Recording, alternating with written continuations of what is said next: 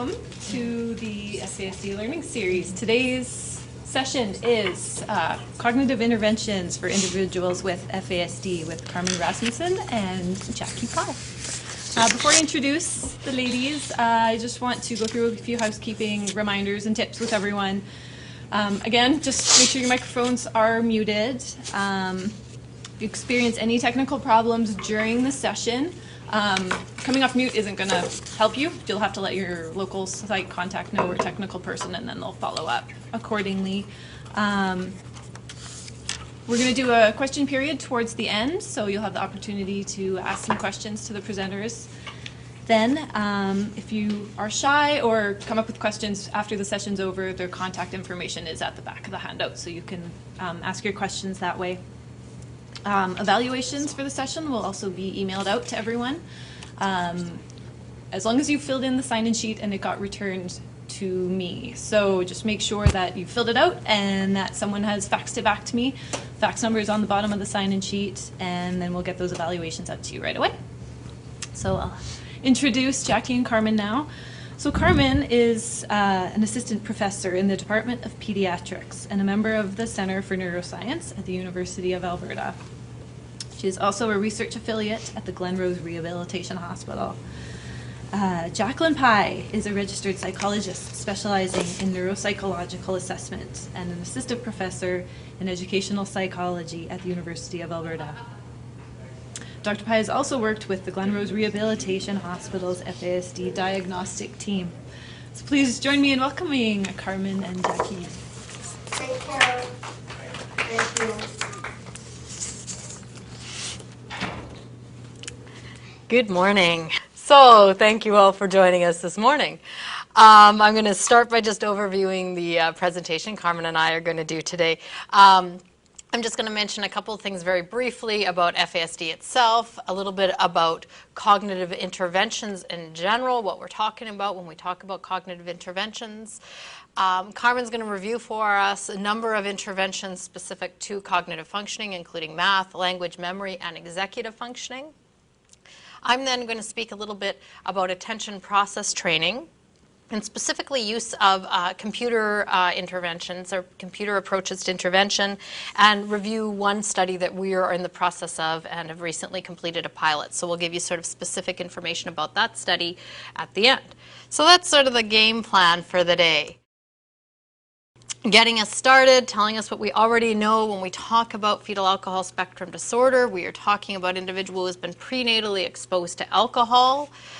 We look at FAS, or we've heard older terms like fetal alcohol effect as well, all falling underneath the umbrella term of FASD. We're going to refer to it most often today under that general umbrella term of FASD, which will incorporate all of these sub-diagnoses unless they're otherwise specified within a study.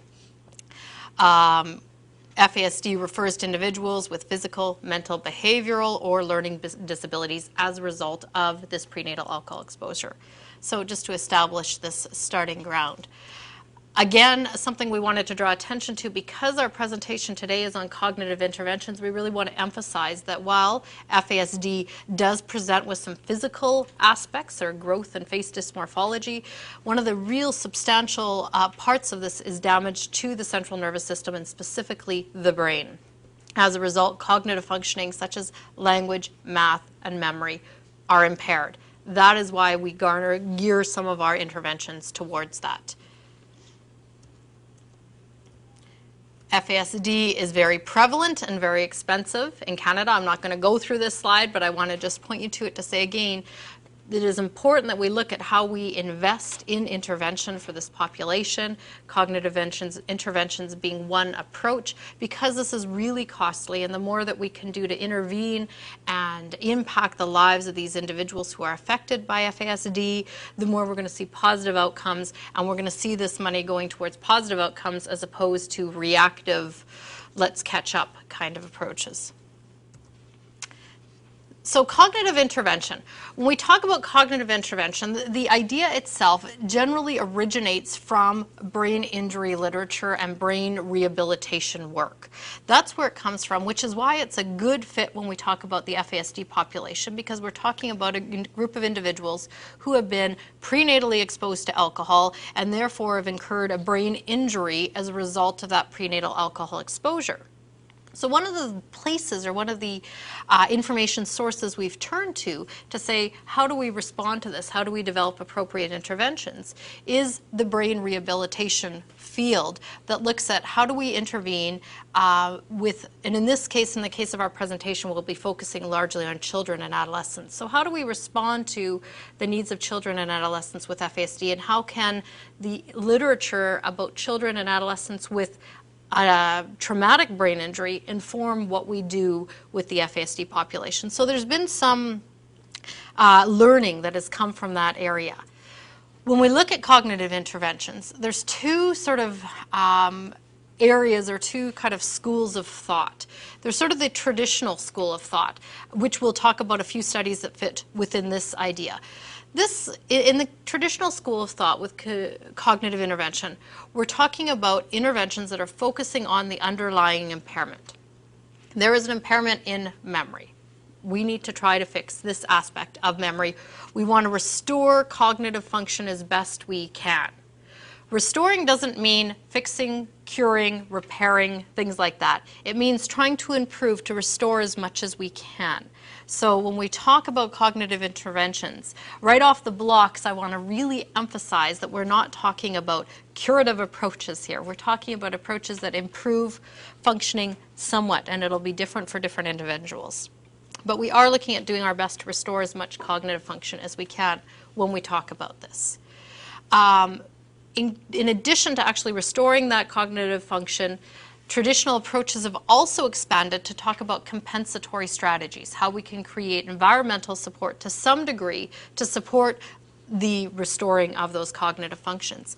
However, with the traditional approaches, even though we're looking at those compensatory strategies, how we can kind of foster that, improve cognitive functioning, it's often done outside of a typical environment. So it means child comes into a clinic, into a lab, into an external setting where we put them through some kind of program or training or rehabilitative effort. That is really core to the traditional. Perhaps it's a hospital setting or something like that, but it's removing the child or the youth from their typical setting in order to implement an intervention. And I emphasize that because then we have the context-sensitive approach to intervention. In that case, the focus becomes a little bit more, although a lot of the same things may be happening, the focus with the context-sensitive approach shifts somewhat to really be looking at function. How is an individual functioning within their typical environments? What's happening? Again, there's a lot of cognitive exercises and efforts to restore cognitive functioning. That hasn't gone away. Understanding of underlying impairment is still a part of this, but it's very much within their existing context and how we can look at strategic thinking and supports within that function. A lot of environmental modifications come to play in this, so while we're also training and working with kids, we may be also working more directly with their natural environment. And like I said, with the traditional approach, which is pull the child out, in the case of context-sensitive approaches, what we're doing is we're bringing the intervention into children. And we're going to talk about some of those approaches and some of those things today as well. So this would include cognitive intervention strategies that we're looking at implementing within schools, within homes, those kind of things that we're trying to build into the natural environments so that they can be sustained and maintained most readily. And so you're going to hear a little bit of both approaches, but wanted to establish that there's sort of a track record for both of those and where this kind of comes from. So I'm going to turn it over to Carmen now, who's going to review a bunch of studies for us, and then I'm going to appear again later on this morning to talk a little bit about some specific things.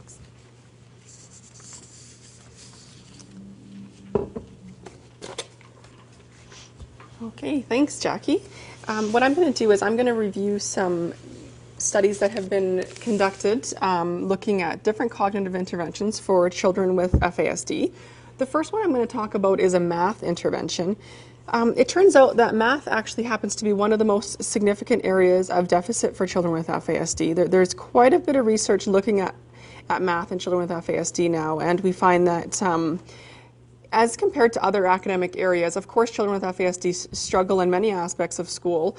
Their scores in math and their abilities in math tend to be quite a bit lower than other areas, and even quite a bit lower than would be predicted based on their IQ. Now, when we look at the longitudinal studies conducted by Streiskath in the 80s, where she actually measured the amount of alcohol exposure, it also turns out that math scores are very highly correlated with the amount of alcohol exposure that children were exposed to prenatally. So, in essence, the more exposure, the worse the math scores. And her findings held up through her whole longitudinal study through ages 4, 11, and all the way through to adolescence and adulthood. So we know that this math finding is a very robust finding and is a significant area of difficulty for these children. Until recently, there have been no math intervention studies for kids with FASD, even though it's such a significant area of concern. And actually, when you look at the literature, there aren't a lot of intervention studies on any area in FASD. It's really a booming area. As you'll see, all the studies I'm going to review are published in the last 5 or 6 years. Before that, there just weren't a lot of intervention studies because we were really trying to still figure out what was happening with these children. And now that we have a better understanding of the brain and the behavioral problems, we're able to develop effective interventions. So the first intervention is called the Math Interactive Learning Experience. It's called the MILE program. This program was developed by Claire Coles and Julie Cable in Atlanta. They run a very, very successful FASD research and clinical program in Atlanta, Georgia. And so what they did is, based on all of this research showing that math is such an area of deficit in FASD, is they took children with FASD who were aged 3 to 10 years of age, and they randomly assigned them to either a math intervention group, and that was the group that received the MILE program. I'm going to talk about the program, or what we're going to call as a contrast group. Some people would call it a control group. It was a standard psychoeducational contrast group. So the control group didn't get nothing, but they didn't actually get an intervention. So what they did get is they got a neurodevelopmental evaluation, just as the experimental group did at the beginning of the program. And they also got an individual education plan developed for them. So they still actually did receive some support.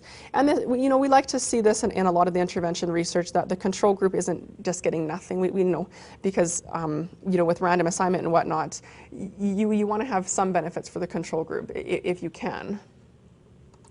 Another really important component of their program was that all parents in both groups actually received, it was mandatory for their child to be in the study that they had to attend 2 parent workshops on FASD, and the workshops were focused on how to manage behaviors in FASD. Except for the math intervention group, also the parents received extra training on how to support math in everyday activities at home, which is really important. So the children are getting this extra intervention on math, but then the parents were taught on how to support this at home, and the majority of these parents were biological parents. And then the standard education group, or the contrast group, their parents just received general training on how to deal with FASD behaviors. So they assessed the children before and after the math intervention, and it was a 6-week intervention. So I'm just going to go into a little bit of detail on the actual intervention. So it was called the MILE program. And it had 6 weeks of tutoring in math. So it was one-on-one tutoring in math. And I believe that they had 1 to 2 sessions a week for an hour a week. And it was really focused on improving math skills, but also on improving the underlying cognitive deficits that contribute to math skills. So there's a few things that they attempted to do in the tutoring. They had a much slower pace of instruction to compensate for the slower processing speed that's very common in FASD. They used a lot of physical objects and tools. They used things like number lines and blocks and whatnot to assist with the visual spatial deficits and the poor working memory. So they used a lot of different manipulatives. They used a lot of repetition. What they always did is they made sure that they repeated math problems in the verbal domain, so verbally, and then again visually, so the children would get them in both domains. And they also, another interesting thing is we also know that children with FASD actually have really poor graph or motor skills, so they have a lot of difficulty with writing and just being able to actually keep everything in line on the same page and whatnot, which can actually affect your math skills as well, because if your writing is all over the place and you don't have a lot of organization to it. So they adopted this handwriting program to also assist with their handwriting. Now, one important thing about this program is, like I said, they pre-tested the children on a number of math tests before the intervention or before the control group. And they also did individual trainings. So not only was it one-on-one training, they individualized the intervention for each child. So based on how they did in the pre-testing, let's just say that, one child had a lot of difficulties on just computation, whereas another child had more difficulties on memory, underlying math, and whatnot. So they tailored the intervention to the individual needs of each child, which was really important. So this was a very big undertaking, and it was a very successful study. So what were the results? Well, they found that children in the math group showed much more improvements in math than the contrast group. So the math intervention was definitely successful. And actually, when they looked at the data, children in the intervention group were more likely to have clinically significant gains of more than one standard deviation. And so to increase over more than one standard deviation over a 6-week period is a very big increase to see in math performance. This is a very large increase. And they found many more children in the experimental group in the MILE program showed this, the improvements beyond one standard deviation, which is a very significant increase. Interestingly, parents of children in both groups reported improvements in behavior. So remember, all parents had to attend this workshop, and they received this training on how to deal with FASD behaviors. So it didn't matter which group the child was in. The children were actually still improving on their behaviors as well, just based on these 2-parent workshops and ongoing communication throughout the parents, throughout the intervention. So that was the first study. They followed them again up 6 months later, because remember, the first study was just immediately after the 6-week intervention. And they actually found 6 months later that the contrast group, the math group still had significantly higher math scores than the contrast group. So again, these results were maintained over time, which is really important, because if you just show short-term gains, but then the children kind of go back to where they were before, it's not really making that much of a difference in their lives. But it really did make a difference 6 months later. They didn't have any further intervention, only those 6 weeks, and they still had higher math scores. And again, the behavior improvements still held up 6 months later. So this was a pretty robust finding. And again, I'm not sure if they have plans to continue to follow up even beyond a 6-month period, but definitely saw some important results here. Last week, Jackie Pye and myself, we were actually at the International FASD conference in Vancouver, and we had a great opportunity to meet with Claire Coles, who is the developer of the program and the study from Atlanta. I've worked with her before as well.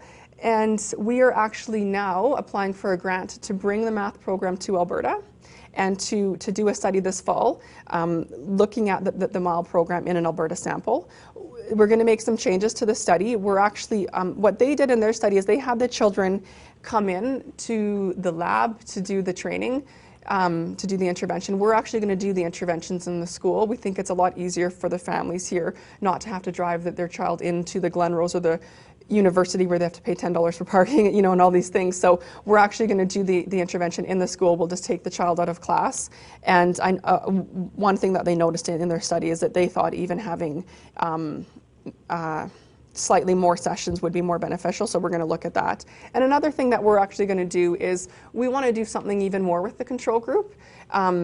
We don't want to have them just have 6 weeks of nothing, even though they do get that individual education plan. So we're going to look at doing a completely different type of intervention with them that wouldn't affect their math skills, but still may also have a benefit. So we're looking at possibly doing a social skills intervention with the control group. So then both groups are getting an intervention, and both groups can be controls for each other. So we're working on that right now, and we'll be starting that this fall. So we're very excited about that. Okay, so the next study is a language intervention that was recently done in FASD, and this was done by Adams et al., and they actually went to South Africa. There's a lot of research being done, especially with the individuals from the States, where they're going to South Africa and other countries and doing research and helping individuals in different places. So this was a language and literacy training program. They called it the LLT program, and they developed for children in South Africa. They recruited 40 children with fetal alcohol spectrum disorder, aged 9 years, and they were either randomly assigned to an intervention or a control group. And in this case, the control group didn't get any intervention. And then they also recruited 25 non-exposed control children as well, just to look at their development over time. So in the LLT program, the children, again, they had this one-on-one tutoring on a weekly basis. Here they worked with a speech language therapist twice a week for 9 months. So that's a pretty intensive intervention, and that's a lot of sessions being done twice a week for 9 months. And they emphasized phonological awareness and literacy skills involved in reading and spelling. They worked on general reading non-words, understanding passages, and then just the overall phonological awareness, being able to sound out words and whatnot. So they had the children complete measures of academic performance, language, and literacy before and after the intervention, and as well the parents and teachers completed ratings of the children's behavior. So compared to the FASD control group, the intervention group showed significantly more improvements on measures of language and literacy. So again, this intervention was effective.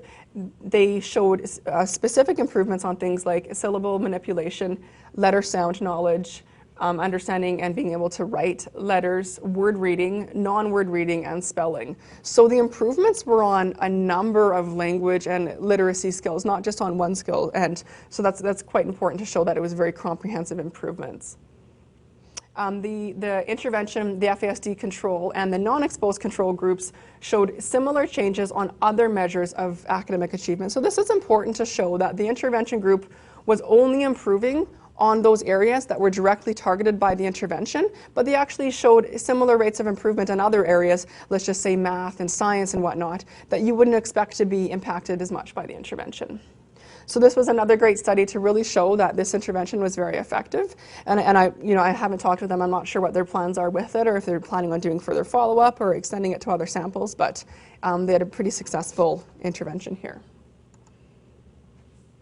The next study I'm going to talk about is a memory intervention. This study was conducted by Jacquie Pye and myself here in Edmonton.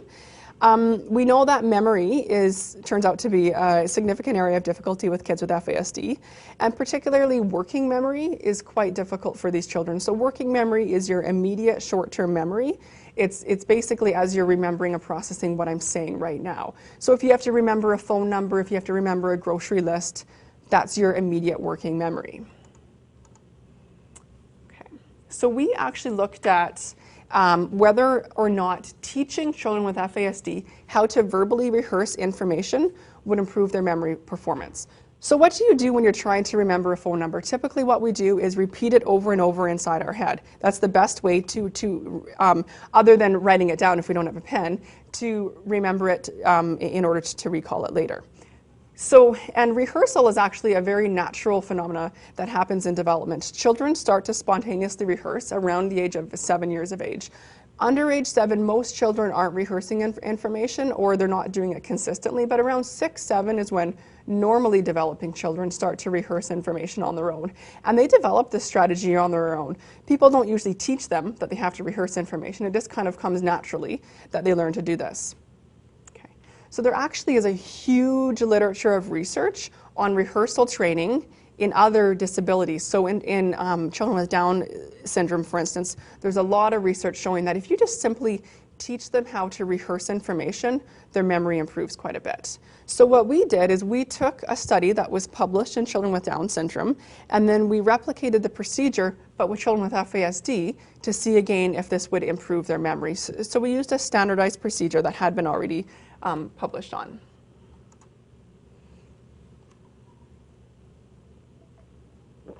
Excuse me. So sorry, here we had 33 children. They were all diagnosed with FASD at the Glen Rose Hospital.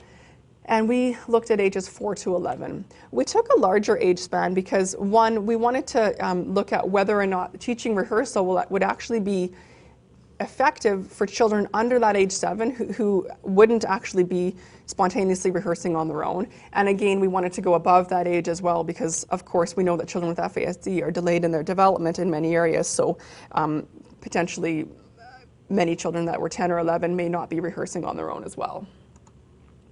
So we randomly assigned the children to two groups. We had the experimental group, and they received rehearsal training, and the rehearsal training was pretty basic. The children were just given instructions on how to whisper items over and over in their heads after they were told to remember them on a test. So we just told them, okay, now we gave you that list of numbers. Now the best way to remember them is to repeat them over and over in your head. You should have seen the looks on some of these kids' faces when they realized, wow, I can do that?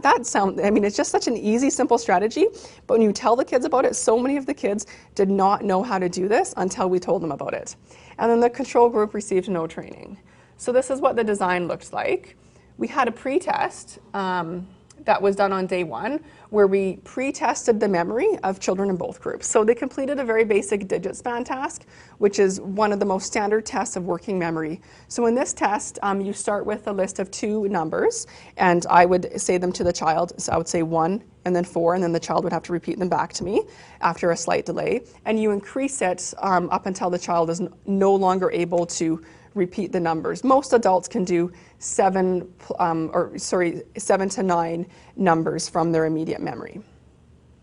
Okay, so then shortly after the pre-test, we then gave the experimental group the intervention, while the control group just received nothing. They just worked on coloring and whatnot with the experimenter. And again, the intervention was just that the experimental group was just instructed on how to, if you can repeat numbers in your head or even out loud if they wanted to, and then that would help them be able to remember the numbers after the delay. And then what we did is we brought them back about a week later because we wanted to see, okay, well, maybe we could immediately improve their memory, but are these results even maintained a week later? And at the post-test 2, which was a week later, we just reminded the experimental group of the rehearsal strategy that we worked on, but we didn't go through the whole training again. We just kind of reminded them about, remember what we did last time to remember the numbers and whatnot. And again, their control group received no training. We also recorded behavioral evidence of rehearsal. So when children are rehearsing, specifically at young ages, a lot of the times you can tell that they're doing it because you can see their lips moving. Sometimes they're whispering the numbers over and over, or like, you can see that people are rehearsing. It's quite obvious. So we did record behavioral evidence of rehearsal.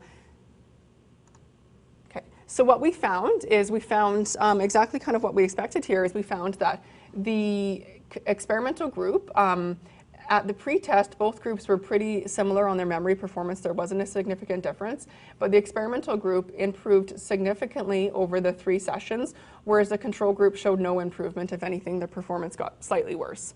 So this again shows that the rehearsal training was effective in improving memory for numbers among children with FASD.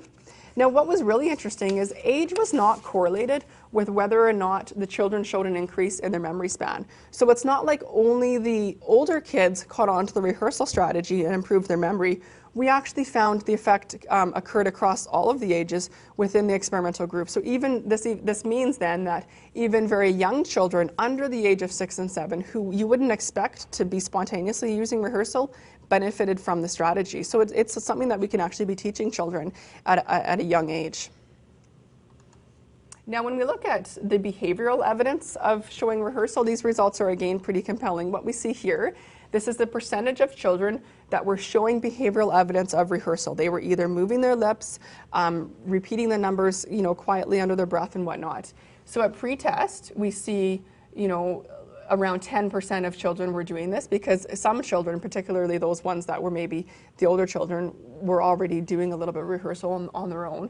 But by post-test 1, there's a huge difference between the experimental and the control group. You can really see that the experimental group was clearly showing much more evidence of rehearsal than the control group. And again, still at post-test 2, we still saw that difference. What's interesting though is over time, the control group naturally started to develop the rehearsal strategy as well. And it probably had something to do with, this was the 3rd time we were giving them these memory tests, and a lot of them were starting to figure it out themselves. But the 3rd, 4th time, they start to realize, okay, well, maybe I'll try this and whatnot. So we did actually see some spontaneous use here. So we found that rehearsal training was quite effective in improving memory for numbers among young children. Again, this was a pretty basic study. We didn't look at whether or not this working memory led to improvements in other areas of their life, like mathematics and things like that, that depend on working memory. And that would definitely be a goal in future research to kind of expand this and look at whether or not these improvements lead to improvements in other areas. This is a very kind of basic, really almost like a pilot study. Age was not related to increases in the memory span, indicating that rehearsal training was beneficial for children of all ages, even the preschool children. More children in the experimental group showed the behavioral evidence of rehearsal after the intervention. And again, age was not related to the behavioral evidence. So it actually, again, it wasn't just the older children that were showing behavioral evidence that they were using rehearsal. It was all of the children in the experimental group.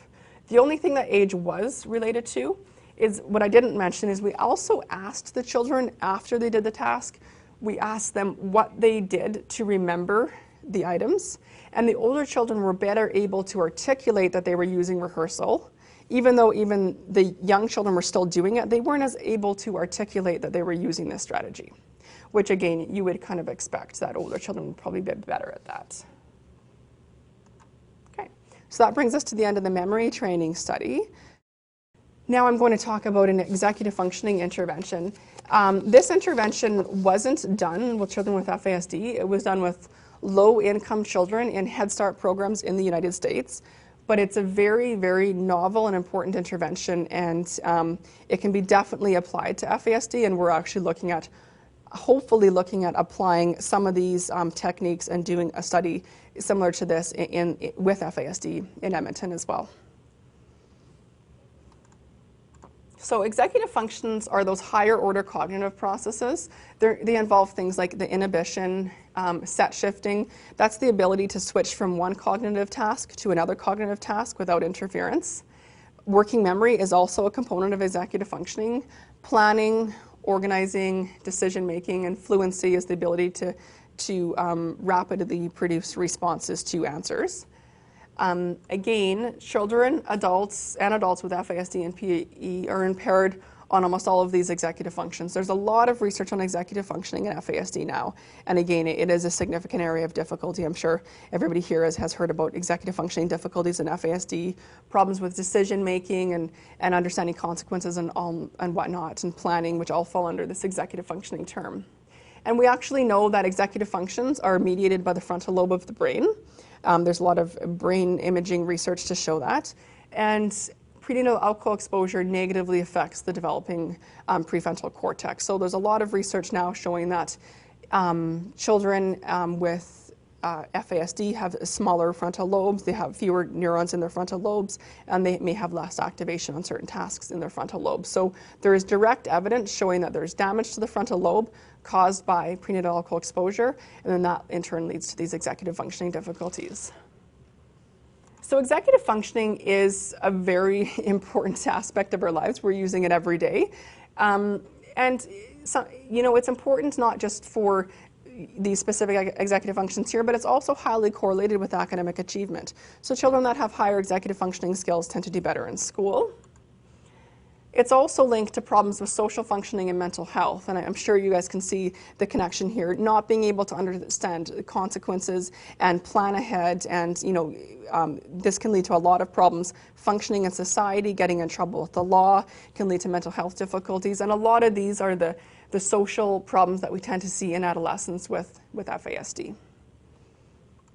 And it's also linked to poverty. So there is research showing that children living in very impoverished situations do poor on executive functioning measures. Okay, so Adele Diamond, who's actually at UBC, conducted this study, but she actually conducted it in the United States. And they evaluated an executive functioning program called the Tools of the Mind program.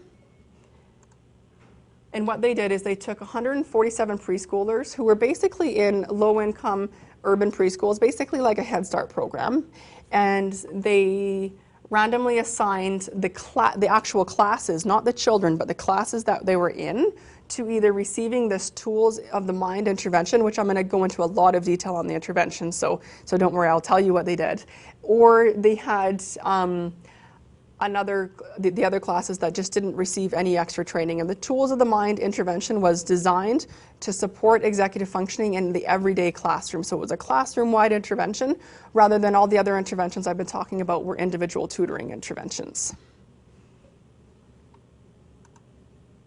So children were in the program for 1 to 2 years. So they did it over the whole school year. Some schools, they did it for a whole year, and some they did it actually 2 years. So it was a very large, investment among the teachers. So they had the children complete executive functioning tests after the program. Again, you had the ones that were not in the Tools of the Mind program and the ones that were in the executive functioning intervention. And so say that they looked at things measuring inhibition, measuring their understanding of rules, and switching their attention. So just to give you a little bit of background, the Tools of the Mind program is not a new program. It's actually, there is a book on the program. This is the reference to the book, and it's actually based on Vygotsky's theory of cognitive development, who was, a very famous developmental psychologist. Now his theory is all based on scaffolding, which is assisting children in their performance to bring them up to a higher level. So here we have, this is typically what children are capable of doing independently on their own. And this is what they're capable of doing with some assistance from a teacher, but it doesn't always have to be a teacher. It can also be a classmate, which is actually a really important component of the program and Vygotsky's theory. So what Vygotsky refers to, this is the zone of proximal development, and this is basically the area or the amount that children are able to improve based on having some assistance in their performance. And the assistance is called the scaffolding. So Vygotsky actually suggested, and the Tools in the Mind program also, says, it's not best to teach children at this level because you're actually teaching them at what they already know. It's better to teach them somewhere in here so you can bring them up to a higher level. So you want to teach them slightly above what they already know so then they have more room to improve. Okay, so what did they do in this Tools in the Mind program? One thing, they used concrete external aids. They had a lot of pictures and visual cues and whatnot. But they also had this buddy reading task, which I think is just really interesting what they did here. Is a huge part of this program was the children working one-on-one with another child, not only with the teacher, but working in pairs with other children in the classroom, which they find to be really effective. So the buddy reading, they had children sitting in pairs that had a storybook with no words in it, of course, because you don't expect preschool children to be able to read a story, but it had pictures. One child was to make up a story that went along with the pictures, and the other child, who was holding a picture of an ear to represent their time to listen, was to listen to the story, and then after the child one was done reading the story, they were instructed to ask some questions about the story to show that they were paying attention and whatnot. So this program, and actually after a few months they found that the children didn't even need pictures. They were able to create stories out of their own heads and without actually needing the pictures. So the listener had to ask questions about the book at the end after child one finished telling the story. Now this really focused on inhibition. So the child that was supposed to be listening had to inhibit themselves from interrupting and butting in and whatnot. And child one had to focus on telling the story. Child two had to really inhibit these behaviors and wait their turn in order to ask their questions. But then after that they switched. Child two then got a chance to tell their story and child one had to listen. And they found just these simple tasks really helps the children inhibit behaviors, be able to sit quietly and listen to another child. They also had things like they had a cleanup song that was used when they were doing their cleanup activities. So the song was a set amount of time, maybe it was 30 seconds, but after the song ended, they had to be finished all the cleanup activities. So children very quickly learned that at different stages in the song, they better be getting moving because they had to have all their activities done because they knew the song was going to end. They had children regulate other children's behaviors, again, really focusing on this child-to-child interaction. So one example is they had counting with manipulatives done in pairs. So one child would count various blocks. The other child would have to watch that child count, but then they would get a chance to check their counting after. So again, it really focuses on the inhibition. So the child has to wait their turn, but then they get a chance to check the other person's counting after they're done. And it also focuses on self-reflection. So child 1, after they finish the counting, they get to watch another child check their job and to see if they did it right or wrong, and it really focuses on their self-reflection. They also really focus on the importance of self-regulatory private speech. So basically this is self-directed speech out loud. So basically having children talk themselves through various tasks. Again, we're not going to do this, as adults or even later in childhood, but for preschool children, it's a very effective strategy to help them remember and get through certain tasks. They had the teachers model and encourage the children to use their private speech, even if it was out loud. So again, they're not telling the children to be quiet all the time. It was okay for them to talk themselves through the tasks that they were doing. They also focused on a lot of pretend play. So this wasn't just, play is very beneficial, especially for preschool children, and focusing on pretend play really allowed the children to use their imagination, to use their self-talk and whatnot. So they had these various rule switching games. Now this is an actual executive functioning game that they played with the kids. And this is really based on a lot of the inhibition tasks that we use in the executive functioning literature. So the rule switching game, what they did is they had the teacher they had two shapes. So let's just say here it would be a triangle and a square. And they taught the child, okay, when I hang up the triangle, you need to touch your nose. And when I show the square, you need to clap your hands. So they would do that over and over. They would, triangle, square, triangle, and the children would go through it. And they would learn the rules that apply to each shape. But then what they would do after going through it a couple times, they would switch the rule. They would say, okay, now when I show you the triangle, you have to put your hand on your head, and when I show you the square, you have to stomp your feet. So the child has to inhibit the previously learned strategy and rule and apply the new rule. And they really focus the children using their private speech or using their self-directed speech to help them get through these tasks. So again, it's a very simple task, but it really taught the children to switch, and this is really getting at set shifting, to switch between two different cognitive tasks without interference and focus on that inhibition.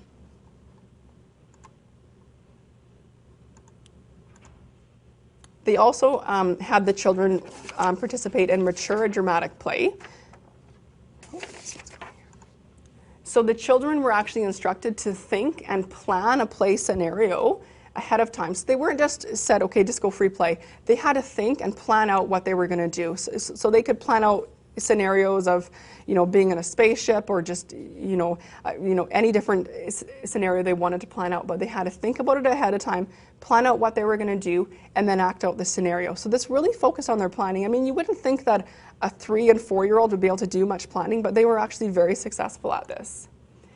Then what they did is they repeated the different activities with different scenarios. So okay, now we acted out an astronaut or whatnot. Now let's look at a play scenario where we're going to the zoo or something like that.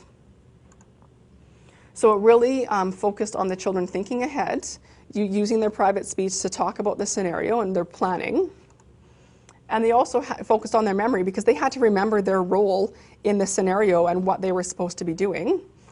And they also had to inhibit behaviors that maybe didn't go along with the scenario. So if this scenario was about going to the zoo, they couldn't be talking about, being on a boat or whatnot that didn't go along with the scenario. And then lastly, they had teacher training. So teachers were trained on all of these activities, obviously, and they were trained to include these executive functioning activities in the classroom every day and to really focus on the understanding rules, planning, inhibition, and whatnot. Okay, so what did they find? Well, after the program, children in the tools performed much better than the control group on measures of executive functioning, measures of inhibition. Clearly, inhibition was really focused in the program, measures of understanding rules, and switching their attention. They actually showed the most improvement on the most difficult executive functioning tasks. It was the more demanding tasks that actually had the biggest group differences and the most improvements. So this is actually one of the very first studies to actually show that we can improve executive functioning in very young children who did have some cognitive and academic delays and who were from, impoverished environments. Again, we don't know much about the long-term effects yet. This study, is a recently published study, and I'm not sure if they have plans to follow up the children later on. But just to give you an idea of how compelling this study is, this study was actually published in the journal Science. And the journal Science is one of the top 2 journals in the world. So when we publish papers, there's different journals we can publish them, and they're ranked based on their impact and whatnot. And so this is one of the top journals. So typically, if you discover a cure for cancer, you would publish it in Science. If you discover a gene that's involved in autism, you would publish it in Science. They published an executive functioning intervention program in the journal Science, which is really, really big. So this was, you know, a really, really novel finding. And I think this program has a lot of really good tools that could be applied to children with FASD. And like I said, we're looking to hopefully bring some components of the program and look at doing it in some FASD classrooms as well, because it's a really, really interesting program. Okay, am I at the end here? Okay, so that's the review of some of the previous studies conducted, and Jackie's going to talk about some of the ongoing stuff that we've been working on. And you know, as you can hear, there is some really exciting things going on in terms of FASD research. And while we're still at early stages in terms of cognitive interventions and what's out there and what works, there's some really exciting and promising research, promising intervention research. And I guess one of the things, I'm going to say this again towards the end, but I just feel the need to say it now, is to note that when we're talking about this intervention, this cognitive intervention research, and we're talking about these interventions having effect, what we're saying is that we're seeing that this intervention geared towards helping to change the way in which brains are functioning, the way in which kids are learning, is having an effect. So kids, youth with an FASD can still learn, can still change, interventions can have an effect. That's what these are telling us. How we have that effect, how we do it optimally, how we kind of maximize the approaches that we're using, we're exploring, we're discovering. But one of the things that we know based on the outcomes and the results that we're having here is that we really can think about how to work with kids with FASD so that they will learn more effectively, because we can impact the way in which their brains function. We don't need to only look at external supports. While that's important, we can also look at the kids themselves. We can improve the way in which they function and the way in which they learn and the way in which their brains function.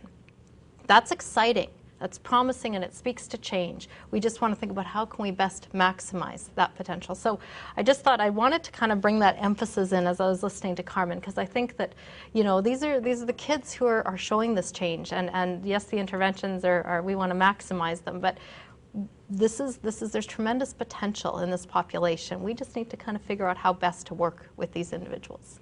So that said, I'm going to move on and talk a little bit about using computer-based interventions.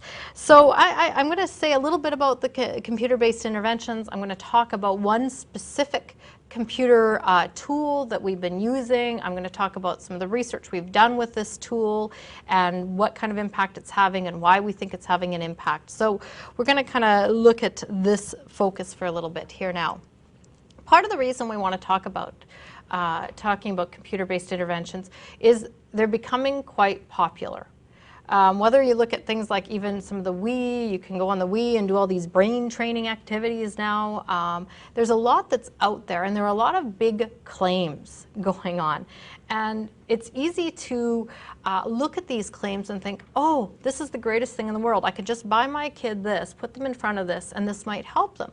And when you're a parent or a teacher or an individual who really is wanting to help a child, we get quite desperate for solutions and for options that will serve kids. And if we see an advertisement for a computer program that's going to improve my child's brain, I mean, all of us, we get excited about that. But you know, we need to use a certain degree of diligence, and sometimes the claims that are out there don't hold up very well. And the unfortunate thing is that if we see these big claims saying, well, this will change your brain, and then we don't see the impacts that we hope for, then we just sort of throw the baby out with the bathwater. And we say, well, these aren't working. These aren't effective. Let's not waste our time. And what is sometimes missed is that a lot of these computer-based materials need to be used in conjunction with other behavioral and metacognitive interventions. I'm going to talk about that a bit more in detail today. These are not standalone. These are not, here's a program, go play for a couple hours, your brain will be better. It doesn't work that way. These are approaches that need to be done with intention and with training and with coaching, and that's how they work. And so there needs to be a certain amount of diligence in terms of the programs that we're using. Are they having an effect? And diligence about how we support the learning with these programs. So this is part of why it's really important to have this conversation, because we want to really think about what goes into making these approaches successful so that we can work with them as best we can. Now, another sort of caveat and things, and I said this already earlier on when I was speaking to the idea of cognitive interventions, but I like to come back to it because this is a question I do get sometimes, is to again emphasize that we're not talking about a cure, a fix-all, or a standalone, ever. We're talking about an approach that is going to support development, that is going to help with growth in a certain area depending on the program that is being used. And it may improve functioning enough to allow the child to engage in other approaches and other strategies more effectively. So we can get them up to a level that perhaps they will function just a little bit better. So for example, today I'm going to talk a little bit about attention process training. That will kind of be the focus, where we're looking at some of the executive functions Carmen has already referred to, specifically things like inhibition, working memory, and attention, sort of that short attention span. Can we extend attention span? So if I can work with a child and give them strategies so that they can pay attention for maybe 30 seconds instead of 5 seconds, that's a lot bigger window. That's a lot more time for a certain instruction to get through to them, for them to hear what's going on maybe in a classroom, to pick up on a next task to do. It allows us to give them a little bit more information and work with them. So these are the kinds of goals we're saying, you know, not that we want to repair attention, but rather we want to extend what we have and improve it so that kids are better able to access other strategies and other systems of support. Again, process-specific training, any of these computer-based interventions need to be delivered within an overall plan. Ideally, you know, the more that we can kind of target multiple things, better. When we study and when we research them, we do isolate them a bit more so that we have some evidence about them on as standalone, but they do fit ideally within a bigger context.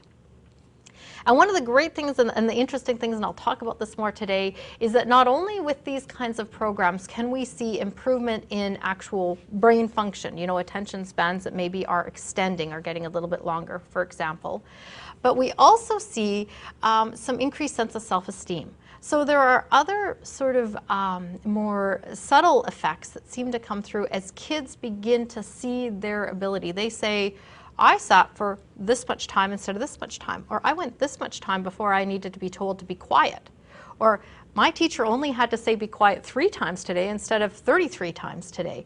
They will notice this. They will notice this, and the impact on self-esteem can also have a bit of a domino effect. So we really see not only that we can improve some underlying brain function, but we can have other sort of domino effects that then continue to snowball a little bit and show some improvement for kids.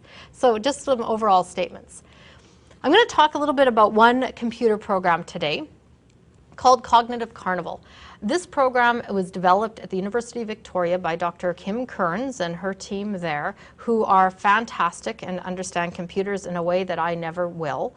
So I'm going to do my best to walk you through some of this, but understand that this is their world, not mine. But we have been fortunate enough to work with the University of Victoria and Dr. Kearns and her team with this computer program, and certainly has been a great experience. So the Cognitive Carnival is a program that has sort of 3 different tasks that are built into it, geared towards looking at working memory, inhibition control, and attention training. So it's sort of like the kids are playing 3 different games that have been developed very specifically. So these are developed with the intention that we want to improve these 3 areas of functioning, built on a lot of research out of other brain rehabilitation models and knowledge of intervention.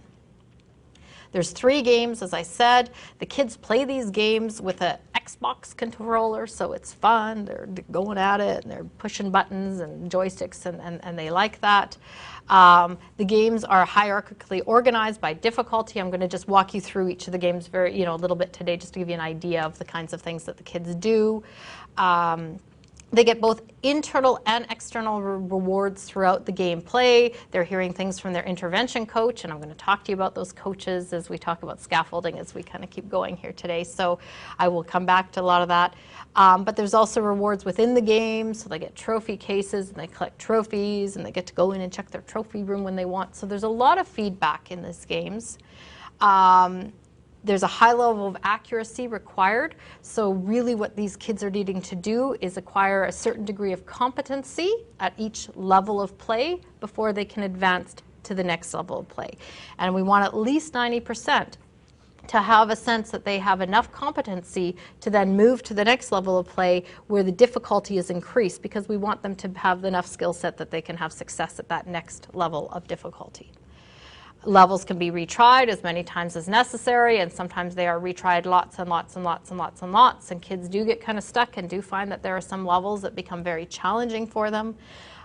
There's nothing more exciting than a child who has been stuck on one level for 3 or 4 weeks who suddenly has success and moves up to the next level.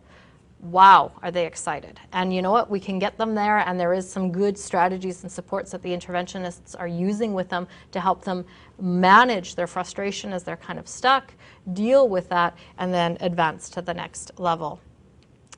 And we have noises that give them feedback about whether they're doing things right or wrong. And so they know, they get, things are excited when they do things right. They get some beeps and things when they're doing things wrong. Again, we're trying to do a lot of training and metacognitive training. Carmen spoke earlier a little bit about some of the programs that are attempting to develop some of that self-regulation, that awareness of errors, that how do I even know if I'm doing things right or wrong? So that's what's built in with some of these error indicators. So I'm just going to walk through the 3 games. I don't want to spend tons of time on this, but just to kind of give you an idea of what we're talking about with a program like this that's geared towards this kind of process training. Liftoff is one of the games. It's looking at auditory and visual spatial working memory. The tiers increase in terms of how many items they have to learn. Whoa, there we go. Basically what they're going to do here, I'm just going to jump to the screenshot. You guys have this in the thing. Instead of reading through it for you all, I'm going to go ahead to a screenshot like this so that we have something that we can look at. So what happens is, and I don't know why that's inverted. I'm sure the people at UVic could tell me why my screens, all the 4s and 7s and 8s are backwards. They are not actually backwards in the game. We're not making the kids visually flip their things. So somehow I've done something wrong here, but that's me, not the game. So items pop up one at a time for the kids, and they're given an instruction ahead of time that says, put the numbers in order, or consider what you're seeing and put them in order. And so then they have all the numbers pop up at the end with the numbers that they've seen as well as additional ones. And so they have to sequence them. So let's say that they've seen an 8 and a 4, and then we blip to this screen, and they have to go, okay, 4, 8, and put them in order. That would be a little bit on the easier end. It gets much more difficult with many, many more items that they have to see. The rate at which the items are presented to them can be varied to increase difficulty. There's also additional instructions where it will say, put the numbers in order as at the end, except for ones that are on green stars. So they actually have to even inhibit. So they have to remember that, okay, I saw a 4, a 7, and an 8, but I don't say the 4 because it's on a green star. So I look at this, okay, 7, 8. So I actually have to put that green 4 away. So there are some real challenges to this one, as you can imagine. I have trouble with it some days. So it's really tough, especially as it gets more difficult. The next task is wheel, and this is sort of essentially about sustained attention. And again, I'm going to just flip to the next screen so we can look at it, and I'll let you guys take a look at this. They're given instructions again before they begin this task, and what they have to do is press their little controller when a certain criteria is met. So for example, at easier levels, they may have a criteria that says press the button when you see a yellow star on a green circle. So every time yellow star and green circle comes around, they click it. So that might be an easy level. Then they're going to say, click on the yellow star with the green only after it follows the purple bear. And then click on the yellow star when it follows the green, the yellow star in the purple circle that was 2 spaces ahead, or things like that. Yeah, the instructions get increasingly complex. as they progress up levels. So it starts very sort of simply, just recognize these things, and then pretty soon there are a lot of rules in terms of I've got to watch for this. When I see that, then I have to see if the next criteria is met. So only hit the yellow star on the green circle if it's 2 squares after one on a purple circle. Okay, so I got to watch for the purple circle, wait 2 square. Okay, now I click. So again, they have to kind of inhibit their responding a little bit. They have to hold some of those instructions in their mind. And a lot of these are things that really do translate to things that we might see in home and school environments. When you think, all right, kids, I want you to, you know, take your math books out after you're done doing those reading problems in a classroom. If we can get kids to actually have both of those instructions, hold them in their head, that might get them a little bit further in terms of what's happening in the classroom when they just hear take your math books out and they miss the after you're done your other questions. So their math books are out and they're like, well, are you done your questions? No, I'm not done my questions. Well, so we're trying to extend their ability to kind of work with some of those instructions, and that's sort of how this task works. The last task is platform, and this is auditory and visual memory. On this task, they're presented with a series of visual items and perhaps their fruits. So the first screen will be just a row of, say, fruit items, and they'll be in a certain order. The kids look at them, and perhaps they see a plum and an orange and a banana. Plum, orange, banana. They look at that. Then they get this screen, which is sort of Mario-esque, and they have a little guy that they get to control with their thing, and just like Mario, they get to climb all over the platform and land on these things in order. So if it was, I don't even remember what I said, if it was plum, orange, see, I can't even remember for how many seconds. You can tell I have trouble with this one. But it was plum, orange, and banana. They'd have to go up and get the plum first, and then they go to the orange, and then they go to the banana. So they're one by one sequencing these. There's also bad guys in this one, which are leaping around the place. They're these pointy little guys that jump around and jump out at their player, which are inhibitory or distractor type things. And so they have to inhibit those. They have to keep themselves from being distracted by the bad guys while they continue to sequence in their mind, what is it that I have to track down? What is it that I have to get? And, you know, if I have 1 or 2 or maybe 3 items, okay, I can manage that. But they get up to 7 items, 8 items. Yes, big eyes here. And the lists get quite long as they get up these hierarchical levels. And sometimes the items are fruit, other times they're things that are less recognizable. So they may be balls, and they don't always know what all the balls are. For example, they don't really know what a wiffle ball is, so we have to look at other strategies that they can remember these things. Sometimes they're flags, and they definitely don't know where the flags are, and so they have to think about how they're going to organize some of those patterns in their mind in order to remember them. So there are different types of items that they're seeking out because that's going to access different types of memory in terms of how this, and they love this one. I think they love it. You know, they go around. I mean, there are certainly challenges, but this is a favorite. This is often a reward task when they're getting tired of things like wheel, which may drive them a little crazy. They can come to platform and, oh, yay, this is more fun. I get to wheel around and get these things. So this is Cognitive Carnival. That gives you an idea. Again, important to using this tool is the application of metacognitive self-regulation and scaffolding skills. So that is, I'm still going to get to and tell you a little bit about what we do to help these kids get through these tasks.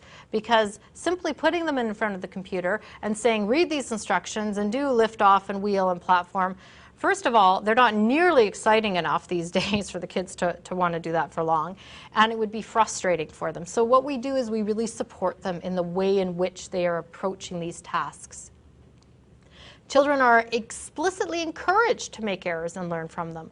We say, make a mistake, take a guess, go for a try, make an error, because what we're trying to work with them on is that by making mistakes, we can recognize that mistake and then we can alter our next behavior. And so we practice that. Practice making mistakes, practice coming up with an alternative. Mistake, alternative, mistake, alternative. Lots of repetition, lots of experience making those mistakes, trying to improve that awareness, that regulation. Okay, I made a mistake. That means I need to do it differently, not the same. And that's a big learning. Again, Carmen talked about rehearsal strategies earlier and how, you know, even whispering things under our breath, sometimes we have to be explicit. We have to actually state, this is a strategy. Similar things apply in our application of these kinds of games. We vocalize, we become very explicit about strategies. We don't just say, we assume that you know that if this was wrong, that you don't continue to pursue the wrong course of action each time. Because over time, we may learn to be a bit more flexible. Okay, I try this, it's not working, so now I'm going to go this way. Sometimes kids don't develop those strategies on their own. We need to teach them that if this isn't working for you, change direction. If this isn't working, change direction. If this isn't working, change direction. Over and over and over. And then pretty soon, after a while, this isn't working. Wait a minute. I need to change my direction. And we practice and we practice and we practice so it looks like. So making those errors is a really important part. It's not just the success that's important on these games, it's the mistakes. Children are encouraged to employ additional strategies when they're having difficulty. We engage the kids in brainstorming activities. Okay, this isn't working. What could we do differently? These doggone flags are so hard to remember because they all look different and we can't attach any word to them. What's going to make sense? Okay, well, I'm going to tell a story about flags, or I'm going to think about the flags this way, and they can have a little conversation and actually work with the interventionist who will try to say, well, what would work for you? What kind of sports do you like to play? Okay, well, let's think about what your interests are and how we can build that into the way in which you're going to strategize. So we really engage. This isn't about an interventionist saying, okay, now do this. This is about bringing children into the process and modeling for them and scaffolding, and I'm going to talk about it again, and Carmen already did, the process of brainstorming, the process of generating different ideas, and not just doing it once, but doing it over and over and over and over again, every session, session by session by session. This is about a lot of repetition and a lot of patience and a lot of, same thing. And believe me, when the kids kind of get it, it may take longer, but when they do, they start to recognize that they're getting it, and that is exciting for them. Metacognition. So I'm going to talk a little bit now of these things that I keep referring to about metacognition, scaffolding, and some of these ideas. When we say metacognition, really what we're talking about is reflecting on our own process of doing things. So cognition is how we're thinking. Metacognition is thinking about thinking. We just like to add lots of words into the way we do things. But it's important, thinking about thinking, reflecting on how we're doing things, why something's working and why it's not. Can be kind of automatic for a lot of us, but for some it's not, and it's something that we need to really focus on working on and discussing and training with these kids. How do we become aware? And like I said, one of the ways that we do that really is through when they make mistakes, coming back and looking at that and coming up with alternatives. How to use meta-knowledge to regulate information processing behavior. How I can actually think about how I'm thinking about things in order to do it different. So we're breaking down aspects of development, aspects of self-control that are kind of, in some typically kind of developing kids, they may achieve these a little bit on their own or a little bit more easily on their own. With kids with FASD, what we're doing is we're really breaking it down a little bit more and being more specific about what it takes, what are the steps, and not doing it just once. I cannot emphasize enough the repetition component of this. So not only do we break it down and talk about how thinking about what you're thinking is going to change the next steps, but doing it over and over and over again. This is necessary for self-regulation. Being aware of our goals, monitoring what's going on in our head is part of how we regulate our behavior, control our behavior. Being able to slow that down. And so that's how sort of the metacognitive process is contributing to what's going on in that interaction. Deliberately controlling one's thoughts and actions and talking to the kids about how they can do that. What does that look like? Not just think about what you're doing here. Okay, how do you think about what you're doing? We say that to kids a lot. Stop for a minute. Consider your actions. Think about what you're doing. I know I say it to my kids all the time. Too often, I'm sure. Think about that. But do we ever stop and say, how do you think about that? What does it mean to think about that? What do you really actually want me to think about? The fact that you're yelling at me right now? Or, well, I don't understand. We need to break these things down, and so that's what we really do So the interventionists have these kids, they sit with these kids as they're going through these 3 computer games that I described, and they're saying to them, okay, well, you're getting frustrated now. What do we do when we get frustrated? How can we manage that? How does that feel inside?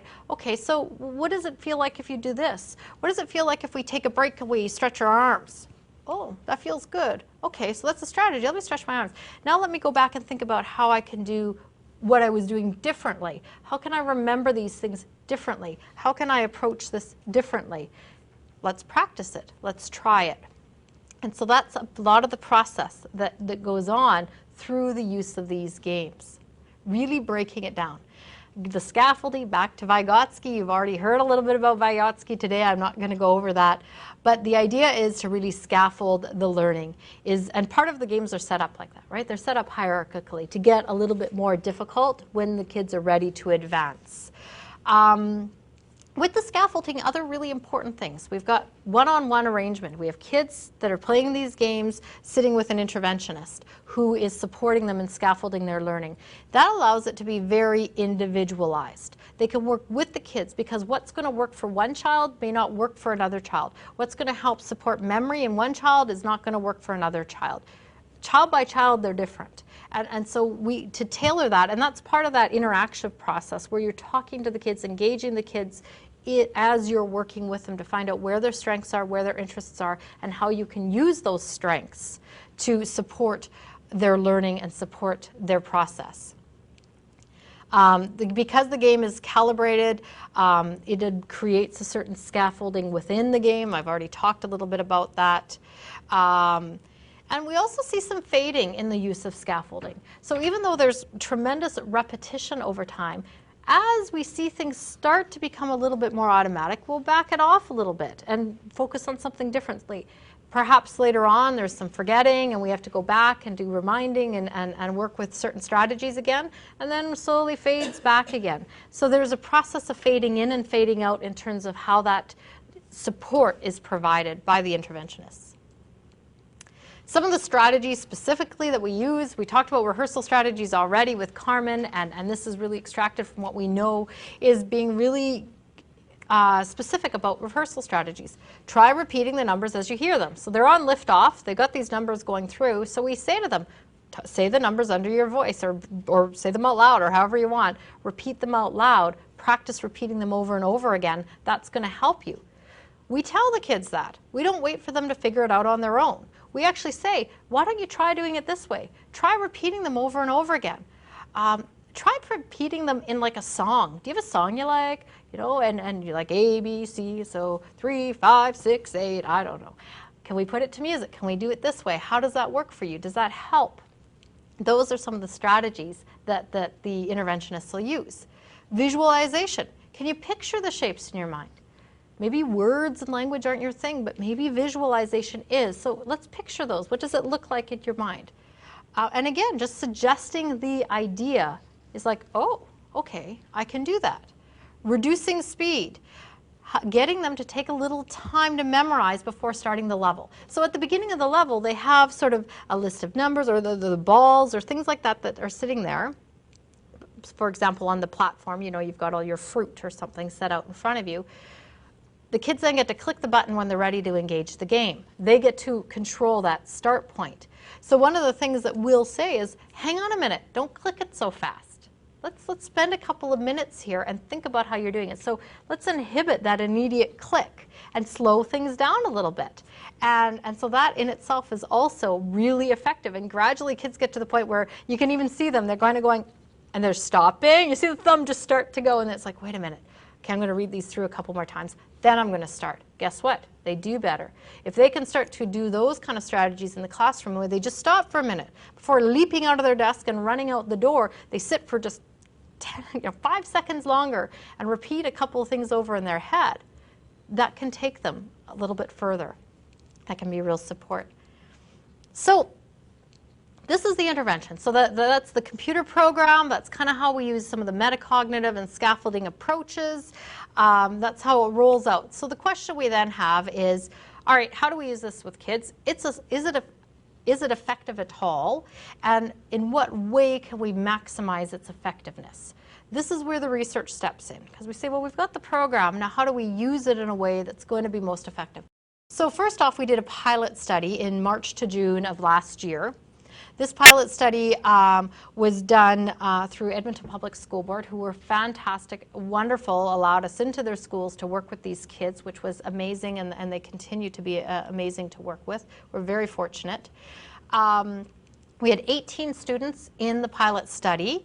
Each child had 24 half-hour sessions over a 12-week span. So essentially, the interventionist went in twice a week for half an hour to go through and play computer games with the kids and support them with these scaffolding and metacognitive strategies that I've already talked about. The children were between the ages of 7 and 13, average age of about 9.5. They were randomly assigned to either a control or an intervention condition. The control condition, what we did in this case is for the control condition, we still had them working with an interventionist, but they were just playing random games. So they're doing things around geography or animals or things like that. They weren't doing games that were specifically geared towards attention process or any kind of executive function training. But they were getting that one-on-one time. They weren't getting the scaffolding, they weren't getting the metacognitive work, but they were having time just engaging with somebody one-on-one. We did a number of pre and post measures to say, are we seeing any change? And again, these are on your sheet, so I'm not going to read through all of them, but there were a number of measures that we took a look at to say, are we able to measure change in these kids from pre to post? The testing of those pre and post measures was completed by research assistants who were blind to group assignments. So they would go in and do pre and post testing, not knowing if the kids were in the control or the experimental group. Many of the participants also received pre and post DTI scans, which are scans of sort of brain function, so we could see if we could measure any physical changes in the brain. And in terms of looking at analysis, we looked at difference in the scores in raw scores between pre and post. Because we're comparing the kids to themselves, whether or not they're changing, we look at raw scores. We don't look at standard scores because we're not looking at their change relative to typical population. We're saying, are you changing? So we want raw scores. We want to know if their actual performance has changed at all. Well, we saw improvement in both groups. It's always lovely when you see improvement in both groups. That's a good thing, but it does make it a little bit more murky to try to tease out what is causing that change and what is contributing to it. We did see greater improvement in our experimental group. We did not see any statistically significant improvement in either group, although that likely reflects the fact that we had such a small sample size. We had 18 kids, 9 in each group. Which is because it was a pilot to give us some idea of what we're doing, but it doesn't give us enough power to really determine whether there is statistical significance. But we did find some clinically significant improvements.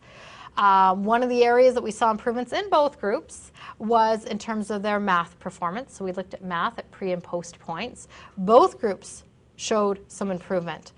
The experimental group, however, did show greater improvement than the control group, and it was actually approaching significance, which is noteworthy because, again, with such a small number, the fact that we even got close to significance is quite noteworthy. So the experimental group definitely showed greater improvement in their ability to do math. And you're thinking, well, Jackie, they're not doing math on these tasks. Why is their math getting better? Why are you even looking at math? Well, because if we can improve attention and inhibition, they're going to pay more attention to these math problems in front of them, and we're going to get closer to their actual math potential. We're not going to see the effect of attention. If I'm doing a 54 plus 12, I have to pay attention. What numbers over what? Where are things going? There's some spatial skills involved.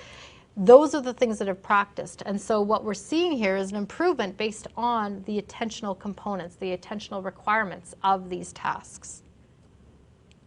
There were some memory tasks that we did, and we again saw improvement in both groups for their ability to remember names. This is sort of an auditory verbal task that they were doing. Again, we saw greater improvement in the experimental group, particularly for the delay period. So they have to remember something in a short term, and then they have to remember it again after a delay period. And we saw some improvement so that our experimental group actually exceeded our control group in the post-test period. Visual spatial processing, again, we saw some improvement, improvement with our experimental group.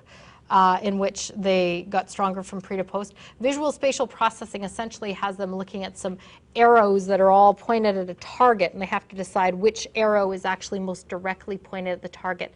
So it requires a lot of visual spatial skills, and again, a really heavy load on attention for this task, because if you're distracted and you're looking all over the place, you're not going to be able to look at the images with any kind of specifics. So again, indications of really significant improvement with our experimental group. This is a neat one that we like. For this task, the kids are essentially have, it's sort of like a little track, like a little trail that they have to draw a line in between the sort of the roadways. So sort of imagine a roadway with two lines that track along, and they have a pencil and they have to trace a line in that roadway without overlapping a line on either side. So it's kind of like a tracing task, I suppose, would be the best way to look at it. And we see how well they do it, like how many times they go out of the lines, and how quickly they do this task. So in terms of time, in the precondition, both our groups did about the same amount of time. In the post condition, we saw our control group get faster, but our experimental group stayed the same. We're like, okay, so in time, we're actually seeing our control group getting faster. Our experimental group isn't changing. But where things really get interesting is not in the time component, but the number of errors the kids made, which is telling us how much attention to detail that they're paying. In the precondition, look at the number of errors that our experimental group is making, substantial errors. So yes, they were fast, but look at the level of accuracy, very low. They were all over the place. Then we get to the post condition, and that number of errors declined significantly, quite a decline. Or not statistically, clinically significantly, to be specific here, but they declined quite a bit. And in fact, the number of errors for the control group, they got faster, but they got less accurate. So they got a little faster on the task, but they weren't doing it any better. Our experimental group, where they had actually practiced inhibition, a little bit of control, a little bit of regulation, were making less errors. They were getting more accurate in the work they were doing. This is exciting. This is promising results. In terms of inhibitory errors on another task, can I reduce the number of errors I'm making? Again, the control group, you see the line that goes down, significant decrease in number of errors. This also speaks to the fact that the kids in the experimental group became more precise. They became more careful in the work they were doing. So if there's one thing that seemed to happen for them with working with this program, is that they did slow themselves down a bit. They did become a little bit more precise in the work that they were doing. And again, another error task, looking at reduced errors. So these are really promising results. So even though we saw some changes in both groups, we're seeing promising results. We're seeing changes in places we would hope to see changes for the areas that we're targeting. But we had some issues, as you do when you do research. We had such a small number of kids, 9 control, 9 experimental, that we're not able to really say that these results are conclusive. They're promising, they're in the right direction, but they're not yet conclusive. Some of our measures we felt were not sensitive enough, or we're looking at the wrong things. We thought, well, we want to look at more fluency measures. We want to look at, there's a few other areas that we want to look at more specific to attention and target that a little bit more. So we think we can improve the way that we're measuring change. We also had some real challenges in our post-testing period. One of the things that we did in this is while we did the intervention training in the schools, we did all our pre and post-testing outside of the school. So parents had to bring kids in. Consequently, it was a long time for some of these kids before we got the post-testing. I mean, it's kind of exciting that results were maintained for that long, but it doesn't mean that we got it right when we wanted to get it. So these were some of the difficulties that we wanted to kind of tackle, and I'm going to say what we've done to address those. Other things that we did with the study is because the control group had an intervention, that is probably why we saw both changes. So even though we had only one who had the computer, the other group still had an intervention. So it does make sense that we saw growth in both of them. Again, the personal component to the program administration, it was with the coaching, was really essential. we felt that because the control group got that personal component, there may really be some value. And one of the things that we may want to look at in the future is just that relationship element. The fact that the kids got the personal interaction for that 30 minutes twice a week with somebody seemed to have an impact for both groups. Didn't matter what they were doing. Much greater impact when they were doing the computer program with the scaffolding, but in both cases there was an impact. So it may mean that's something we want to come back at and look at that relationship component a little bit and what aspects of it were working, because it's a little bit simpler and it is not as much engaged, and if we could even get a little impact from something like that. So it raised some questions for us that, oh, here's another direction that we might want to go in and keep in mind. So based on that study, we decided, well, let's move on and do another one. And so we're actually currently in the process of again working through the same program, Cognitive Carnival, in the schools, this time addressing some of the difficulties that we had last time so that we can increase the power of the study so that we can have better ability to say, is this really working? And if it is really working and we see some really good evidence, then we can look at how do we get this and look at making this available. How is this going to translate to people for day-to-day functioning? How do we make this more than just research and turn it into something that can really have an impact in these kids day-to-day? So this is sort of our next step before we really look at how we can do that, if we can get the evidence. What we've done this time is we have 24 students, so we have a larger group of students involved. We have a bit of a larger age range, so our average age is a little older, which is a bit risky. We'll see what that means, but we're excited to see if we can see change across these ages, because we feel that's really important, that interventions are not simply targeted for young kids, even though that's really important, but we also want to look at the usefulness of these kinds of strategies with our teenage kids, because we need to be targeting that population as well. We also are using a delayed treatment approach, and I'm just flipping to the next slide because I find I'm very visual. I like talking to visuals more than words. So what we've done with our kids is we broke them into two groups. We have a group A and a group B. So we test everybody immediately, pre-test at the 0-week point, and they get all of our pre-test measures. Then Group A gets the intervention and Group B gets nothing. We're actually not even doing any kind of intervention with the other group this time, or with our Group B, because we really want to purely get a sense of how effective this intervention is. Then we test everyone again at a 12-week point, or the midpoint. We then switch groups so that Group A gets nothing and Group B receives the intervention. In this way, all kids that are engaged in the study will actually get this intervention. What this also allows us to do is to compare for change over time. So we can take a look at Group B and we can say, was there greater change when they got the intervention or greater change when they didn't? So we see how much change typically happens for these kids over 12 weeks and how much change happens when they're getting the intervention. So it allows us to really look at that group they can kind of control for themselves.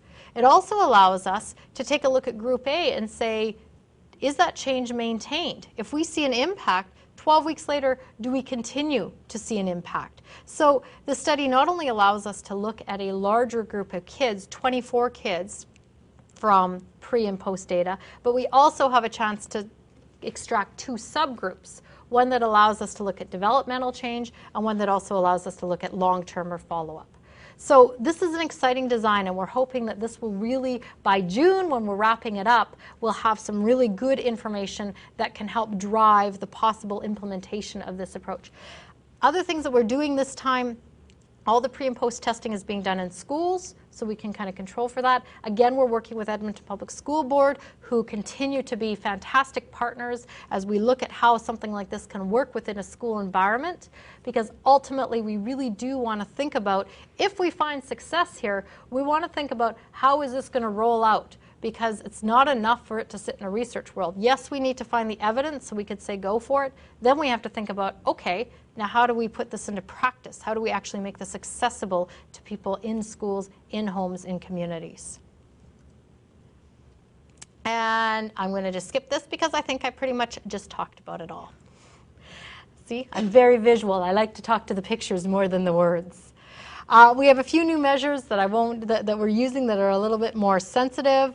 We're definitely using some fluency and working memory measures. We also are using rating scales because we want to know how much the benefits that we are trying to have are impacting function. Are teachers, are parents seeing any change from pre to post? And we hope to find measurable differences. We hope to have some sensitivity, so again, we can have some information that will hopefully drive intervention practices in schools and homes. So that kind of gives you kind of an idea of some of the things that we're engaged in right now, with the ultimate goal being, how can we get the information that everybody needs in terms of what do we do in schools, where do we invest our energy, where do we invest our money, how do we develop programs and supports that are going to be most effective for kids with an FASD. Just to conclude, these interventions are showing promise for individuals with FASD. We are seeing positive results in all of these intervention efforts. I started with this, so I'm going to end with this. This tells us that these kids, these youths with FASD have the potential to change, have the potential to learn. These kinds of things can work because their brains can evolve, can change, and that's exciting. We need to continue to study these things. We need to know, how are they effective? What makes them effective? What works? What is important to have as key components to these intervention approaches? Then what we really need to do is look at the context that we set them in. So if we're going to set some of these things into a school environment, how do we do so optimally? How do we work it within the existing system? How do we say we want to make this intervention a part of regular programming? How do we do that? Those are some next steps that we're really going to have to look at and think about, because it's not enough to be talking about interventions in this way. Our next step is then saying, how do we plug these interventions in a meaningful way into the systems that exist right now that are serving our children and adolescents? And I think that's close, and I think we're working on it. And even the fact that we're trying to do the research within those systems right now is helping us to explore what that's going to look like, so that we can have some really concrete and specific suggestions that talk to that. So I think it's really exciting where we're at right now. We're still kind of in early stages, but things are really starting to progress, and we're seeing a lot of momentum and excitement in this field as we're really realizing the potential of children and youth with FASD and the potential of these kinds of interventions and working with them. And I think that's everything. Thank you all very much. I have a couple of questions about, well, I have many questions, but dealing with the information you just presented, Jackie, a couple of questions. What were the selection criteria for the participants? And the second question would be, what kind of training did the interventionists have? Sure. Do you want me to stand up at the mic to answer these, Phoebe? I'm not sure where you wanted me to be. Does it matter where I stand? Can I sit to answer? Oh yeah, because I have a mic. Oh, well, metacognitive, not so, yeah. Selection criteria.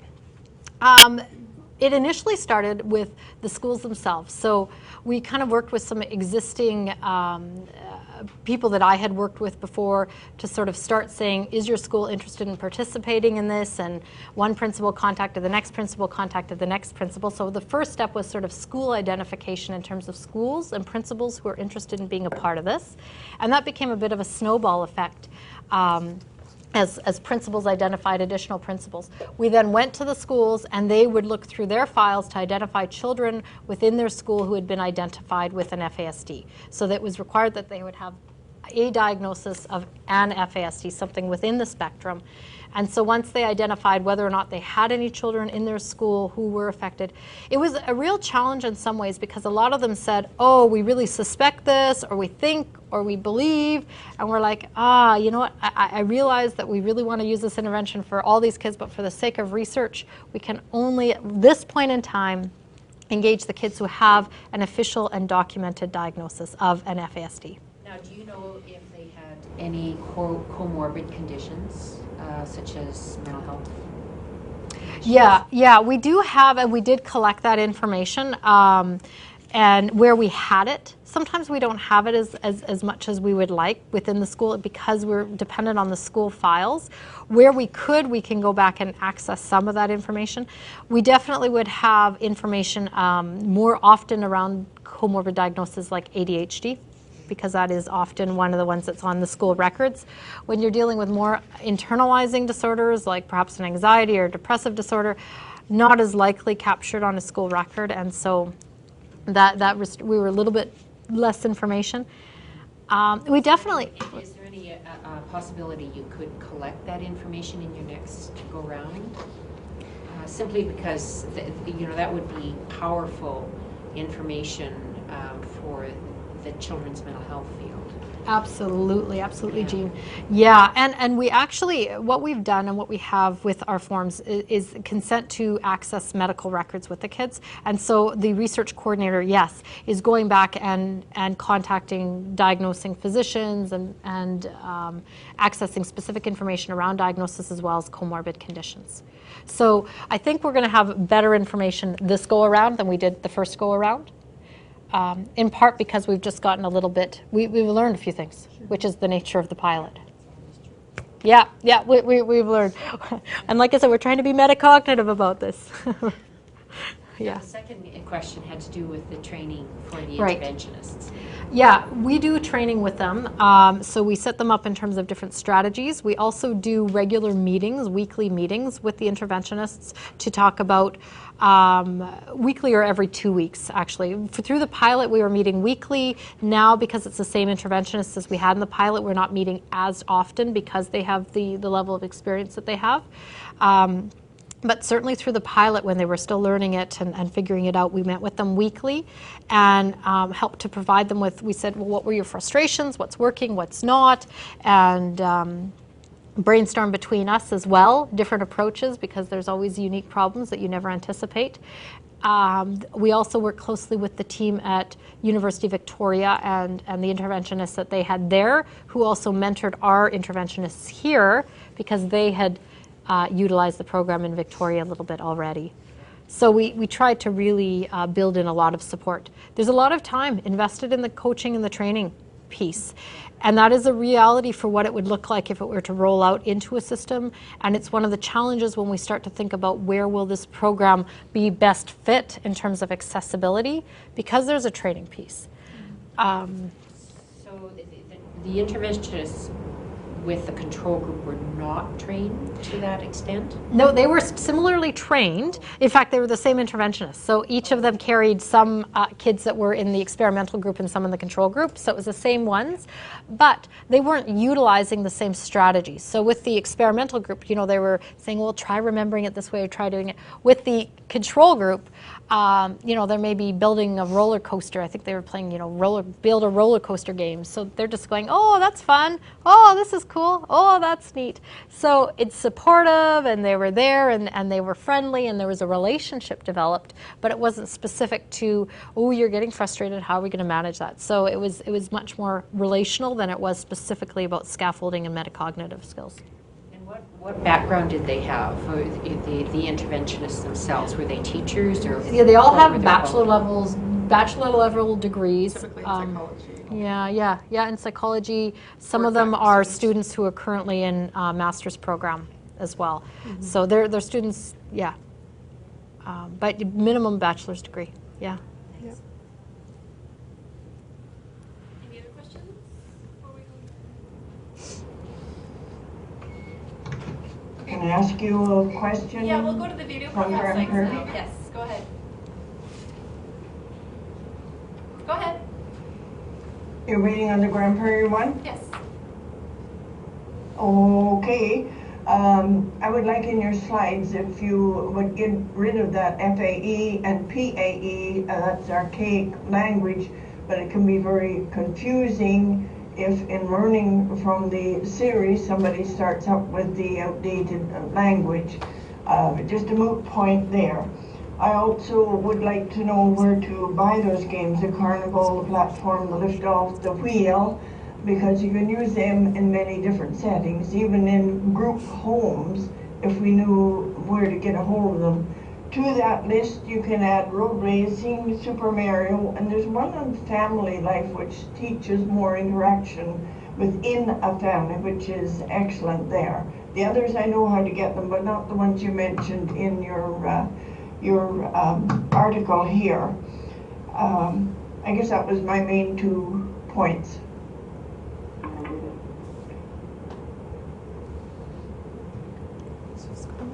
It's Broughton Street in Victoria here, Ministry of Children and Family Development. Did you want to comment on that last question before I ask mine, or we don't have visual, so we're kind of... Yeah, we're just waiting. Yeah, the presenters will respond to that last question. Yeah, okay, thank you. I think it sounded more like comments. I guess the one point I can say with regards to the cognitive carnival is it is not available right now because it's still being studied. And we want to evaluate it, and we want to decide that there is a proven effectiveness before we start thinking about making it available, because there are a lot of these programs out there right now, but there's not necessarily good evidence to support their use. And so we want to be sure that there is really good evidence to support the use of this and use it the way that we've been using it, so that we can justify the investment and the expense that would take to do this and do it right. So I think that's the only kind of comment I can make on that. We'll go to Victoria now for your question. Great, thank you. This is Ann Fuller. Very good presentation, Carmen and Jacquie. Even though we're disembodied out here, it was really good, easy to follow. I just a comment and then a question. I was really struck that so much of the approach here is really increasing for the children their awareness of their thought processes, like through metacognition, self-regulatory private speech, some of the mature dramatic play. It's really interesting, and then I mean, I'm not a therapist, but it struck me that I wonder if down the road this might have applicability to enhance the success we have in applying cognitive behavioral therapy, because that really relies on, you know, the client's ability to think about how their thoughts are progressing. I don't know if you have a comment to that or not. Yeah, and that's an interesting idea. And in fact, there's certainly, in terms of the scaffolding and these approaches, a lot of cognitive behavioral approaches are what are used. And there's a lot of reinforcement. So what you're seeing is, and hearing right on. I think the one thing that this program does in conjunction, it might be interesting for us to think about how that would translate into a cognitive behavioral therapy, is that the computer process of doing these and having the level of repetition that it provides does engage the brain and the networks in the brain in a very repetitive manner that facilitates development, growth, and strengthening in the brain. So it's the actual use of the engagement in the computer is a key aspect, simply because it can provide that repetition, that over and over and over of these same tasks. It's sort of like weightlifting, where we're strengthening certain aspects of the brain while also providing strategies that allow them to continue strengthening. So they do go a little bit hand in hand, but who knows, perhaps there's a means by which a cognitive behavioral therapy adaptation could be made with some use of specific repetitive strategies that would similarly activate brain networks that would allow for that same degree of repetition that impacts the neural network, while also scaffolding and providing the strategies to do that. So I mean, that's a great question. That's keep me thinking. I don't know, Carmen, do you? No, I think that was good. This is Della Hunter from Regina, Saskatchewan. I wanted to thank you for the workshop, or the presentation. It's very good. But I wanted to ask about the use of the Carnival, which seems to be kind of teaching to the test. And so your test results are better, but maybe it's because the form that you're using to teach these children is kind of the same thing that you do when you test them. If you could respond to that. Yeah, absolutely. I mean, to some degree, you really are teaching to the test. I think to be fair, I mean, the tests are different. They're not the same as what we're doing with the computer. But there's absolutely some very similar things. Now, I guess the ultimate question really there is, if we believe that the tests, like the pre and post tests that we use when we're doing assessment, are tied into function. So we do an assessment, we use these tools when we do assessment, these pre and post measures. If we think that those things actually give us insight into function, then if we can improve those same core skills that will improve the way they perform on those tests, will we also improve the way in which they function day to day? So that's one aspect of it, because you're right, the skill sets do link to the tests that we're using. But the tests still went above and beyond. Like, they were separate neuropsych tests and cognitive tests. So things like memory for names or math, those were not, they weren't getting any training actually on those things specifically in the intervention. So there were some things that were still quite separate. And in those areas, we're actually still were seeing improvements. Yeah, that's right. So definitely they extended beyond those, yeah. One more Hi. question. Go ahead. Hi, from Grand Prairie. I teach in a school in Nunavut on Baffin Island, and we have a large number of challenged students with very limited supports. And I have a couple questions. One is, what kind of a pupil-teacher ratio would you envision to support with large numbers of problem children? Obviously, one-on-one would be the best, but that's not what we deal with every day. And question number two: what kind of school classroom physical environment? What would that look like? What kind of adaptations should we try to make to deal with some of these problems? Well, I'll start and then I'll let Jackie finish. I mean, in terms of the ratio, as you can see, a lot of the interventions were one-on-one and were very effective. So, I mean, typically smaller class sizes the better, but again, also having aides in the classroom that can also help support the teacher is also really good. I know one thing that came up at the conference that we were just at is to not have a lot of distractions in the classroom. I mean, it is nice to make the classroom look nice, but children with FASD do get really distracted by things all over the walls and whatnot. So that would be one modification. And I think one thing is, especially in the younger grades, is still to incorporate some play as well in the activities that was found to be quite effective in some of the interventions. And another important piece is the pairing children with other children and having them work together in pairs, which was found to be really effective and is a really key component of Vygotsky's model. Having children work together and help each other out really can be a one-on-one situation. If you have a teacher with 25 students, they can work one-on-one with each other. Those would be some things that I would suggest based on the research. Jackie, do you want to add? No, I mean, I think I think too that we're still figuring it out. I think that we are extracting some information from what what the research is telling us. I think experience, and a lot of professionals who are doing this work are having experiences that are telling them a little bit about what is a little bit more effective and isn't.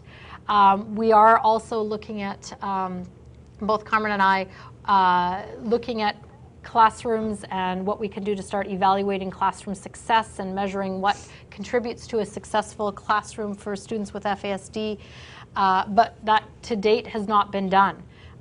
We do the little bit of information we do have is often more experiential or sort of extracted from some of the research studies that are out there. But really, I sure hope that we can have some more definitive answers for you soon. I think that the suggestions that Carmen gave you are great ones. I don't think I have anything too much more to add except that stay tuned.